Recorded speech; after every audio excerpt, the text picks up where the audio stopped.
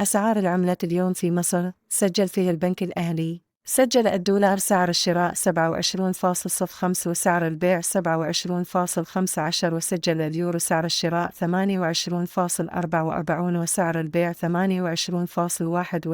وسجل الجنيه الاسترليني سعر الشراء 32.11 وسعر البيع 32.72، وسجل الريال السعودي سعر الشراء 7.19 وسعر البيع 7.21، وسجل الدرهم الإماراتي سعر الشراء 7.37 وسعر البيع 7.38،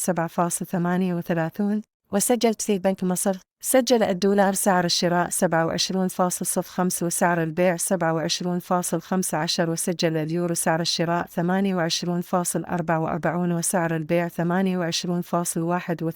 وسجل الجنيه الاسترليني سعر الشراء 32.11 وسعر البيع 32.72، وسجل الريال السعودي سعر الشراء 7.19 وسعر البيع 7.21، وسجل الدرهم الإماراتي سعر الشراء 7.37 وسعر البيع 7.38.